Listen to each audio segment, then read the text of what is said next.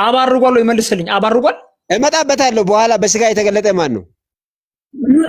አባርጓል አልመጣንበት። ምን መጣበት ነገር የለም። መልስልኝ። አባርጓል ወይ አባርጓል ወይ ጋዲስ ጉድ ስለማድረጉ በኋላ እንመጣበታለን። ማድረግ መጨረሻ ላይ ነው። ከማድረጉ በፊት በስጋ የተገለጠ ማን ነው? ምንም መጣበት ነገር የለም። ምንም መጣበት ነገር የለም። አባርጓል ወይ መልስልኝ። አብ በስጋ ተገልጧል ወይ አባርጓል ወይ መልስልኝ። አብ በስጋ ተገልጧል ወይ ብለህ አይደል የጠየቀኝ? ፕሊስ በጣም ብራዘር አዳም አብ በስጋ ተገልጧል ወይ ነው አይደል? ጥያቄ መልስልኝ። ይሄ አባርጓል ወይ አብ በስጋ ተገልጧል ወይ አይደል? ጠየቀኝ። መልስ የለህም። ኧረ አዳም ተይባክ በእናትህ እንደዚህ አይነት እግዚአብሔር ቃል በዚህ መልክ አንረዳም። አባርጓል ኧረ ብሽሽቅ ብቻ አታርገው። መልስ የለህም። አብ በስጋ ተገልጧል ወይ ብለህ አይደል የጠየቀኝ? አይካል ወይ መልስ የለህም። መልስ የለህም። በመንፈስ አይ እንዴት ዘለው ወደ አራተኛ ሲሄድ አንዴ ኦኬ እሺ እዚህ ጋር የቱ ጋር ነው አብ በስጋ ተገለጠ የሚለው? እዚህ ጋር አብ በስጋ ተገለጠ የሚለው አሳየኝ። የቱ ጋር ነው አሳየኝ። በስጋ ተገለጠው ማለት ነው እኮ እየሰማ ያለው። ተረጋግታችሁ በስትክክል ብናወራስ እዚህ ጋር 100 ምናምን ሰው ቁጭ ብሎ ነው እያደመጠ ያለውና ተረጋግታችሁ አወሩ። እሺ አይ የተጠየቀውን እየመለሰ ስላሉ ነው። እዚህ ጋር የቱ ጋር ነው አብ በስጋ ተገለጠ አላልክም? አሳየኝ። የቱ ጋር ነው አብ በስጋ ተገለጠ የሚለው? የቱ ጋር ነው አብ በስጋ ተገለጠ? የማን ምስጢር ነው የሚያወራው? እዚህ ጋር አብ በስጋ ተገለጠ የሚልበትን ቦታ አሳየኝ። ስለማን ምስጢር ነው የሚያወራው? 16 አሳየኝ። እግዚአብሔርን የመምሰል ምስጢር ያለ ጥርጥር ታላቅ ነው። እሺ የእግዚአብሔር ምስጢር ምንድነው አለ ዘርዝሮ። የመጀመሪያው አብ የሚለው የቱ ጋር ነው ወንድሜ? አብ የሚለው በስጋ ተገለጠ አይደል እኮ? አብ የሚለው የቱ ጋር ነው? አብ የሚለው እግዚአብሔር አለ እኮ እግዚአብሔር የሚለው አብ እግዚአብሔር አብ አይደለም? እግዚአብሔር የተባለው አብ ብቻ ነው? ሌላ እግዚአብሔር ማን አለ? ኦኬ እሺ እዚህ ጋር ወልድ እግዚአብሔር አልተባለም? እዚህ የቱ ጋር ነው እግዚአብሔር የተባለው? ዕብራውያን 1:8 ላይ ስለ ልጁ ምን ይላል?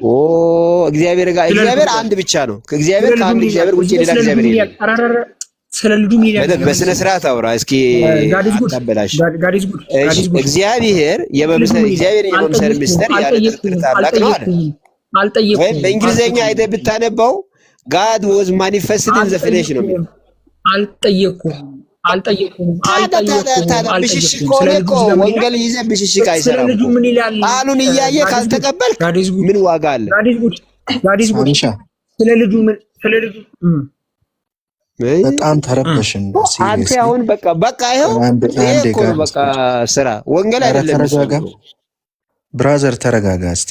እንዴት ትርፍ ነገሮችን ታወራለህ ታበዛለህ? በእውነት እኔ ከወንጌል ውጪ አላወራሁም። ዳኒ ብዙ ትርፍ ነገር ብዙ አወራ እንጂ ከወንጌል ውጪ የሆነ ጠየቀኝ። እግዚአብሔር አንድ አዳምጣ የሚለው አሁን ራሱ እኮ ዝም ማለት አልቻልክም። አሁን እኔ ለመወያየት አይደለም የገባሁት። ተረበሽን፣ ተረጋግታችሁ አውሩ ለማለት ነው። አንተ ስቲል ታወራለህ። ፕሊዝ በስነ ስርዓት ተረጋግታችሁ ትርፍ ቃል ሳታበዙ የምትጠያየቁትን ተጠያይቁ። በጣም የሚረብሽ ነገር ነው እየሰማን ያለ ነው በእውነት 131 ሰው እዚህ ውስጥ ብዙ አይነት ሰው አለ። እንቅልፍ አተን ቁጭ ብለን ስቲል በጣም የሚረብሽ ነገር ነው እየሰማን። ተደማመጡ፣ አትጩ። ትርፍ ነገር አያስፈልግም ፕሊዝ። ኦኬ መልካም። ስለ ልጁ ምን ይላል? እዚህ ጋር ስለ ልጁ ምን ይላል? ተመልሶላል። የመጀመሪያው ምንም የመለስከው ነገር የለም። አብ የሚል ቃል ልታሳይ አልቻልክም። ስለ ልጁ ምን ይላል? እዚህ ጋር አላሳየኸኝም። የቱ ጋር ነው አብ በስጋ ተገለጠ? አብ የለም አልኩህ። ስለ ልጁ ምን ይላል? እዚህ ጋር ከአብ የተነሳ ሕያው ነኝ አለ ወንድሜ። ስለ ልጁ ምን ይላል? እዚህ ጋር እኮ ልጅ ያለ አብ መኖር አይችልም። እኔ ልጁ ከማን ጋር ነው የሚኖረው ብዬ አልጠየቅኩም። ስለ ልጁ ምን ይላል? ነጥለህ ስለተማርክ ለዛ ነው አላንተ። ስለ ልጁ ምን ይላል? የተማርኩት አብና ልጅ አይነጠልም። እኔ አሁን አንተ ስለተማርከው አይደለም የጠየቅኩህ ወዳጄ። እኔ አንተ ውስጥ ያለው ነው። ምን ይላል? እኔ ስለኔም ትምህርት አይደለም የጠየቅኩህ። የኔ ጠየቅኩህ እኮ መጽሐፉ ምን ይላል? ልጅ ሲል ልጅ ብቻ ነው ባዶ ነው። ስለ ልጁ ምን ይላል ወዳጄ? ስለ ልጁ ምን ይላል መጽሐፍ ቅዱስ? ምን ይላል ስለ ልጁ? ምን ይላል ስለ ልጁ ምን ይላል? መለስኩልህ እኮ። መልስልኝ። ስለ ልጁ ምን ይላል? አምላክ ሆይ ይላል። አምላክ ሆይ። ስለዚህ ልጁ አምላክ ነው ወይስ አይደለም? እኮ ልጁ ውስጥ አብ ስላለ ነው አምላክ የሆነው እንጂ ልጁ ብቻ አምላክ አይሆንም። እዚህ ጋር አምላክ ያለው ልጁን ነው ወይስ በልጁ ውስጥ ያለውን ነው? በልጁ ውስጥ ያለው ነው። ውስጥ የሚል ቃል ከዕብራውያን 1:8 አሳየኝ። ውስጥ የሚል ቃል ከዕብራውያን 1:8 ልጅ ያለ አብ አይኖርም። ውስጥ የሚል ቃል ከዕብራውያን 8 አሳየኝ። ልጅ ያለ አብ አይኖርም። እኔ ጠየቅኩ። ኋላ አልተማርክም? ዮሐንስ ወንጌል ላይ ዮሐንስ አሳየኝ። ውስጥ የሚል ቃል አሳየኝ። ውስጥ የሚል ቃል አሳየኝ። ቶሎ በል። እሺ ዮሐንስ ላይ ላሳይ ና ላሳይ። ዕብራውያን 8 ላይ ውስጥ የሚል ቃል አሳየኝ። እኔ ስለ ብቻ ነው ለመጻፋችን እዚህ ጋር ውስጥ የሚል ቃል አሳየኝ። መጽሐፋችን ዕብራውያን ብቻ ነው ወይ? እዚህ ጋር ውስጥ የሚል ቃል ለምንድን ነው ዋሸኸኝ? እሺ እዚህ ጋር ምን ነው ያዋሽኩት? ዕብራውያን 8 ላይ አምላክ የሚለው ልጁን ሳይሆን በቃ አንዴ ልጁን ሳይሆን በልጁ ውስጥ ያለው ነው ብለህ እዚህ ብቻ ነው የምታበቃው። እኔ ስለሌላ ክፍል አልጠየቅኩማ። እኔ ጠየቅኩ ስለዚህ ክፍል። እዚህ ክፍል ላይ አምላክ የሚለው አንዴ በደምብ ስማ፣ አንደማመጥ። እዚህ ክፍል ላይ አምላክ የሚለው ልጁን ነው ወይስ በልጁ ውስጥ ያለው ነው ስልህ ውስጥ አልከኝ። በልጁ ውስጥ ያለው ነው አምላክ የሚለው አልከኝ። ይሄ ክፍል ከዚህ ክፍል ውስጥ የሚል ቃል አሳየኝ ቶሎ በል። እኮ ልጅ ያለ አባት አይኖርም አልኩ እኮ ወንድሜ። ውስጥ የሚል ቃል አሳየኝ ከዚህ ክፍል። ከኋላ ተምሬ ነው የመጣሁት። ካልተማርክ ጠይቀኝ፣ ያሳያል። የለም እየዋሸኸኝ ነው። ኧረ እባክህ ዋሽተኸኝ። ዋሽተኸኛል። ላሳይ ሳላሳይ አለ ልጅ ያለ አባት እንደማይኖር ላሳይ። ዋሽተኸኛል ያለውን ብለህ አልጠየቅኩም። ላሳይ በክብር እኮ ፈርተህ ከሆነ ሂድ። አንዴ በደምብ ስማ። እንደማመጥ በክብር ያደረገ ይላል። አብ አድርጓል ወይስ አላደረገም? ሚዩት ነህ አሁን አውራ። አብ አድርጓል ወይስ አላደረገም? ሚዩት ነህ አንሳ። አብ አድርጓል ወይስ አላደረገም? ሚዩት ነህ ብቻ ነው እየተሰማህ አይደለም። ከአንድ ጀምረና አብ አድርጓል ወይስ አላደረገም? ከአንድ ጀምረና የመጨረሻ እድል ነው የምሰጥህ። አብ አድርጓል ወይስ አላደረገም? እኮ ከአንድ ጀምረና መጀመሪያ በስጋ የተገለጠ በስጋ የተገለጠው አብ አድርጓል ወይስ አላደረገም? አንድ አብ አድርጓል ወይስ አላደረገም? አሁን ይሄ ነው የአንተ እውቀት በዚህ ልክ ነው እንዴ? አንዱ ዘለ ነው እንደምታርፈው። የመጨረሻ 3 አብ አድርጓል ወይስ አላደረገም? ስለዚህ ካልቻልክ አልችልም በላ። አብ አድርጓል ወይስ አላደረገም? ኧረ ትርፍ ነገር በዛ። የተጠየቀውን ሰዓት መልስ። የተጠየቀው ይላል አንድ ተረስቶ በስጋ የተገለጠ የሚለውን አልዘለለም ብራዘር። በስጋ የተገለጠው ማን ነው የሚል ጥያቄ ነው። ካልቻለ ለሰው ይስጥ። አንተ ነው ያልቻልከው ወንድሜ። አብ አድርጓል ነው ወይስ አላደረገም? መልስ። ለምን በስጋ የተገለጠ የሚለው ዘለው መጣ? መልስ። እሺ በስጋ የተገለጠው አብ ከሆነ አብ አድርጓል ነው ወይስ አላደረገም? አይመልስም። አለቀ። አይመልስም። በተደጋጋሚ ተጠይቆ መልስ የለውም። መልስ የለውም። አለቀ። ዕብራውያን 1:8 ላይ አምላክ የተባለው ማን ነው? አስወጣት ነው እንደዚህ አይነት ምን ጥቅም የለውም። ያ ዕብራውያን 1:8 ላይ እዚህ ክፍል ላይ አምላክ የሚለው ማንን ነው? ልጁን ነው ወይስ በልጁ ውስጥ ያለውን ነው ስለው በልጁ ውስጥ ያለውን ነው አለኝ። ውስጥ የሚል ቃል አለ እዚህ ጋር? የለም። ውስጥ የሚል ቃል የለም። ስለዚህ እዚህ ክፍል ላይ ዕብራውያን 1:8 ላይ አምላክ የሚለው በልጁ ውስጥ ያለውን የሚለው ቃል የሚለው ሐሳብ ውሸት ነው፣ የአጋንንት ትምህርት ነው። ውስጥ የሚል ቃል የለም እዚህ ጋር። የመጀመሪያው ነጥብ ይሄ ነው። ሁለተኛው ነጥብ ደግሞ አንደኛ ጢሞቴዎስ 3:16 ላይ አንደኛ ጢሞቴዎስ 3:16 ላይ በክብር ያደረገ ይላል። አብ አድርጓል ወይ? መልስ የለም። በተደጋጋሚ አብ አድርጓል ወይ ተብሎ ተጠየቀ፣ መልስ ይመልስ አልቻለም። አለቀ። መልስ የለም። ስለዚህ ከክርስትና ውጪ ናቸው። በመጽሐፍ ቅዱስ አያምኑ። የመጨረሻ እድል ሰላም ብያቸዋለሁ ሁላችሁንም። ስማርት አንድ ሚዩት አድርግ። አንዴ ልኬልታለሁ እየገባ ጋዲስ ጉድ። የመጨረሻ እድል ነው የምንሰጥህ። ካልመለስክ ትወርዳለህ። ምንም ሌላ ነገር የለው። ጋዲስ ጉድ። የመጨረሻ እድል ነው የምንሰጥህ። ካልመለስክ ትወርዳለህ። አብ አድርጓል ወይስ አላደረገም? ብራዘር እየሰማኝ ነው? ከአንድ ጀምረህ ጠይቀኝ፣ ዘለህ አትጠይቀኝ እኮ ነው የሚልህ። አብ አድርጓል ወይስ አላደረገም? እነግርሃለሁ። ከላይ ጀምረህ አንድ ጀምረህና እነግርሃለሁ። ለምን ዘለህ? አብ አድርጓል ወይስ አላደረገም? አብ አድርጓል ወይስ አላደረገም? ይሄ ብቻ ነው ያንተ እውቀት። አብ አድርጓል ወይስ አላደረገም? መልስልኝ። ስለዚህ ያንተ እውቀት ይሄ ልክ ነው። አንድ ጀምረህ በስጋ የተገለጠ ማን ነው?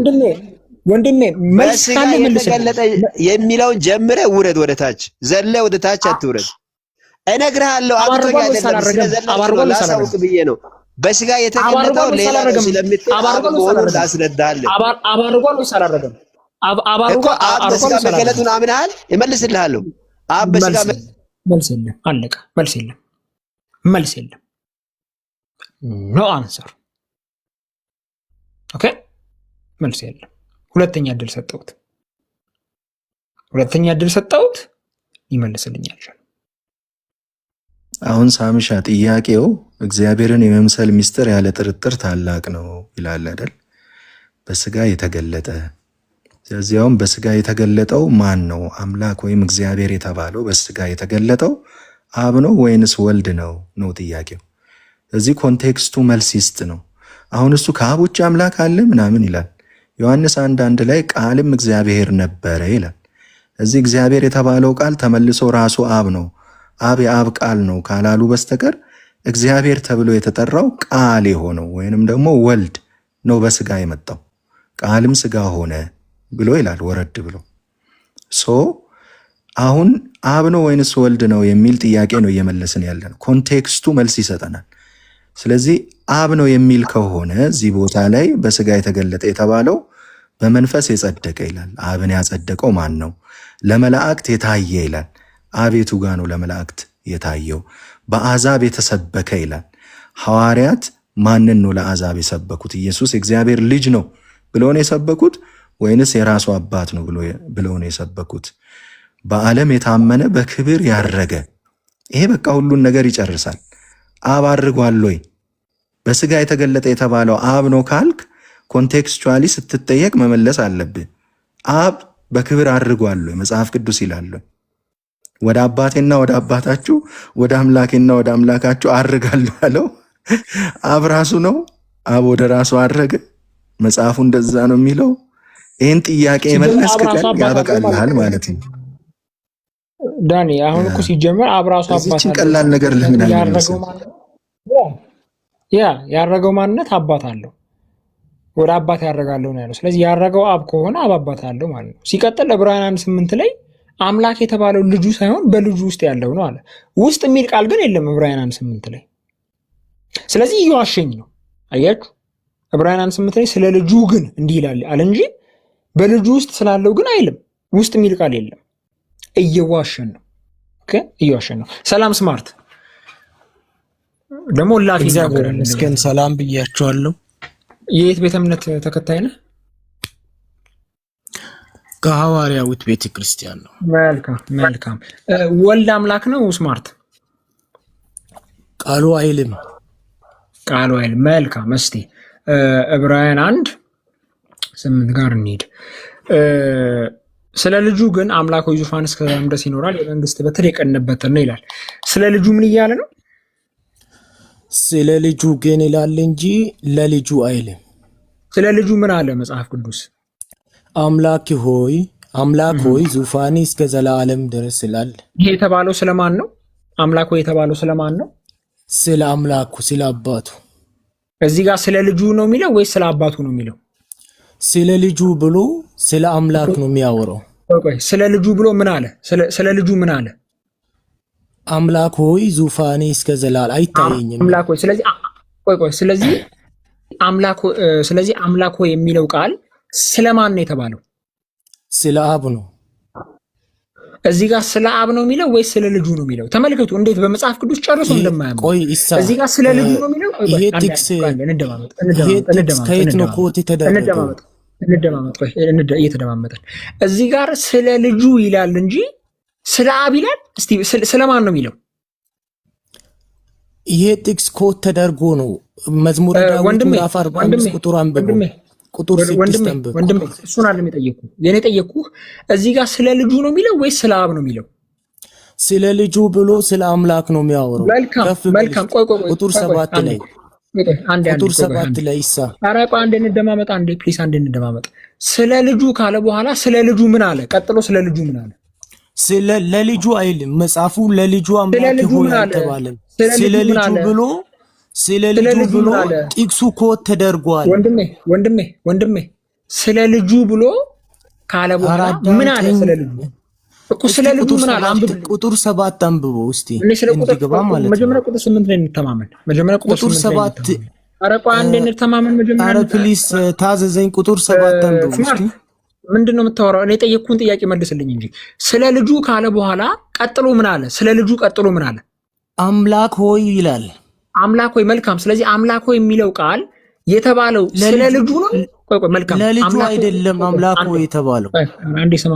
ስለ ልጁ ነው የተባለው አምላክ ሆይ ወይስ ስለ አብ ነው የተባለው? ለልጁ አይደለም። እስቲ ቁጥር 7 አንብቦ። ወይኔ ጉዴ መልስልኝ እንጂ አምላክ ሆይ የተባለው ስለ አብ ነው ወይስ ስለ ልጁ ነው? ስለ ልጁ ብሎ ለልጁ አይልም። ስለ ልጁ ግን አምላክ ሆይ ይላል። ኧረ እንደማመጥ ስለሚለው ቃል ምን ነው የሚያመለክተው? ስለ ልጁና ስለ አምላኩ ስለ ቀብና ስለ ተቀቢው ነው የሚያወራው። ስለ ማለት ምን ማለት ነው? ስለ ሲል ምን ማለት ነው? ስለ ልጁ ምን ማለት እኔ ልጁ የሚለውን አልጠየኩም። አምላክ ሆይ ይላል። አምሻ አንዴ ከፍ አድርገኛ እንዴ ዳኒ አሁን እኮ አንተ ቁጥር 7 ላይ አድርገው። አንዴ ከፍ አድርገኝ። ቁጥር 7 ላይ አድርጌያለሁ ብራዘር። ቆይ አንዴ መጽሐፍ ታውቀዋለህ? ቆይ አንዴ ወንድሜ ይሄን መጽሐፍ ታውቀዋለህ? የትኛው መጽሐፍ ነው ይሄ? ቃሉ ይናገር በቢሾፕ ተክለማርያም። እኔ እኮ መጽሐፍ ቅዱስን ያወራው አንዴ አዳምጣ። መጽሐፍ ቅዱስ ይተረጎማል። ስለዚህ ያንተ አባቶች ምን ብለው ተረጎሙት የሚለውን እንመልከት። ይኸው ላንብብልህ እዚህ ጋር ክርስቶስ ጌታ እንደሆነ የመሰክር ዘንድ ነው በማለት ኢየሱስ ክርስቶስ ያለና የነበረ አንዱ ስጋና መንፈስ ሆኖ የተገለጠ ፈጣሪ እንጂ ፍጡር አለመሆኑን ያረጋግጣል። በዕብራውያን መጽሐፍ ልጁን አምላክና ጌታ ሲለው ብሎ የጠቀሰውን ተመልከት። ዕብራውያን 1:6 ስለ ልጁ ግን አምላኮች ዙፋን እስከ ዘላለም ድረስ ይኖራል። አየ የዕብራውያን መጽሐፍ ልጁን አምላክና ጌታ ሲለው ልጁን አይልማ። ይሄው ያንተ ብራዘር፣ ይሄ እኮ ያንተ የቋንቋ እጥረት ነው እኮ። አሁን እኛ ልናስረዳ ሞከርን፣ አልገባህም። ያንተም ቤተ እምነት አባቶች አመጣንልህ። ተመልከት፣ ቢሾፕ ተክለማርያም ገዛኝ። ኦኬ የዕብራውያን መጽሐፍ ልጁን አምላክና ጌታ ሲለው ብለው ዕብራውያን 1:6ን ጠቅሰው ስለ ልጁ ግን አምላክ ሆይ ዙፋን እስከ ዘላለም ድረስ ይኖራል፣ የመንግስት በትር የቅንነት በትር ነው የሚለውን ጥቅስ ጠቀሱ። አየ ያንተ ቤተ እምነት አባት ናቸው። መጽሐፉ ይላል እኮ። አንተ እኮ ነው ያልተረዳኸው ብራዘር። መጽሐፍ ቅዱስ ለምን አንሄደው? እኛ ወደ መጽሐፍ ቅዱስ ሄደን እኮ የመጽሐፉ ቋንቋ አልገባ አለ። ልናስረዳ ሞከርን፣ አልገባም። ያንተ አባቶች እንደዚህ ይላሉ። እሺ ቄስ ተክለማርያም ተሳስተዋል፣ ዋሽተዋል። ካልተሳሳቱ አምላክ የተባለው ማን ነው? በዚህ ትርጓሜ መሰረት ወደ ዕብራውያን መሄድ እንችላለን። ዕብራውያንን እኮ አንተ መረዳት አልቻልክም። ወይ የአማርኛ ችግር አለብህ ወይ ደግሞ እየጠመምክ ነው። ተረጋጋ። አንዴ እኩል አታወራ። ስማርት አንዴ ተረጋጋ። እኩል አታወራ። ዕብራውያን ላይ ስናነብ አልገባ አለ። ወይ የአማርኛ ችግር አለብህ ወይ አውቀ እየጠመምክ ነው። ስለዚህ ማስረጃ መጣልህ። አሁን አንዴ እኮ ሰው ከጠመመ እኮ ምንም ላይ መጨቃጨቅ ይችላል ወንድሜ። ብዙ ነገር የሚክዱ ሰዎች አሉ እዚህ ምድር ላይ። ኦኬ በህይወት እየኖርን አይደለም ሲሙሌሽን ውስጥ ነው የምንኖረው የሚሉ ሰዎች አሉ። እንኳንስ የተጻፈን ማጣመም ማለት ነው። አንተ ራስህ ህይወት የለህም የኮምፒውተር ዓለም ውስጥ ነው የምንኖረው ብለው የሚያስተምሩ የሚከራከሩ ሰዎች አሉ። ሰው ከጠመመ በምንም ነገር መጥመም ይችላል። ግን ይሄው ካንተ የተሻሉ ሰው ናቸው እኚህ ሰው። ማንን እንስማ? እሳቸውን ወይንስ አንተን? ዋሽተዋል እንደዚህ በማለታቸው። ሌላም ደግሞ አንድ አዳምጥ። ታምራየው ቄስ ታምራየውን ታውቀዋለህ? የአርባ ምንጩ የእናንተ ስለነሱ ተውና ከኔ ጋር አዳምጥ። አንተ አማርኛ ካልገባ እኛ ካንተ ጋር መዳረቅ አለብን። መጽሐፍ ቅዱስ ብለህ እኮ ቋንቋውን ነው አንተ ያላወቅከው። ስለዚህ ችግር አለብህ። ኧረ ዳንዬ ወደ መጽሐፍ ሲያስተምሩ መስማት አለ። አንዴ አዳምጥ። ለምን እንዳሉ ያስቀምጣሉ። አንብቡ። አንዴ ተረጋጋ። ሁሉንም መጽሐፍ እዚህ ቁጭ ብዬ አላነብልህም። እዚህ ጋር የሚለውን አንብብ። እሺ አንተ አንብብ። ኧረ እሱን ተው፣ ወደ መጽሐፍ አንብብ። እሱን ተው አትበላ። አንተ እኮ ከጠመምክኛ ካንተ አትችሉም። መጽሐፍ ቅዱስ አትበል ብራዘር። አማርኛ ተማር መጀመሪያ። አማርኛ ተማር። ከላይ እያነበብክና እስቲ ከላይ አንብቡ። እሳቸው የአማርኛ ችግር ነው ያለብህ ብራዘር። አዎ አማርኛ ችግር አለብኝ። ለዛም ያንተ ቄስ የቤተ እምነቱ መስራች ተክለማርያም ገዛኸኝ የዕብራውያን ጸሐፊ አምላክ ያለው ልጁን ነው ሲሉ መስማት አለብህ። በአክብሮት ነው መስማት ያለብህ። ዝም ብለህ አትድረቅ። ዕብራውያን እስቲ ከቁጥር 7 አንብቡ እስቲ ኢሳ አንዴ ስማርት ስለ ልጁ ይላል አይደለ? ስለ ማለት ምን ማለት ነው? እስቲ የስለን ትርጉም ከቁጥር 7 ታነብልኛለህ? ስማርት ቆይ አንዴ እየተደማመጠን ስለ ልጁ ይላል አይደለ? ስለ ማለት ምን ማለት ነው? እስቲ ስለ የምትለዋን ቃል ትርጉሟን ንገረኝ። ስለ ምን ማለት ነው? ክፍሉ ስለ አባትና ስለ ልጅ ስለ ቀቢውና ስለ ተቀቢው ነው የሚያወራው። አልጠየኩም። ስለ ማለት ምን ማለት ነው? ስለ ማለት ምን ማለት ነው? ቁጥር 7 አንብቦ እስቲ እንሄዳለን። ችግር የለም። ቁጥር 7 ጋር እንደርሳለን። ችግር የለም። እኔ አሁን የጠየቅኩ የስለን ትርጉም ይላል። ስለ ማለት ስለ ልጁ ግን ይላል። ለልጁ አልጠየቅኩም። ለልጁ አልጠየቅኩም። የኔ ጥያቄ ስለ ማለት ምን ማለት ነው? የስለ የምትለው ቃል ትርጉሟን ንገረኝ።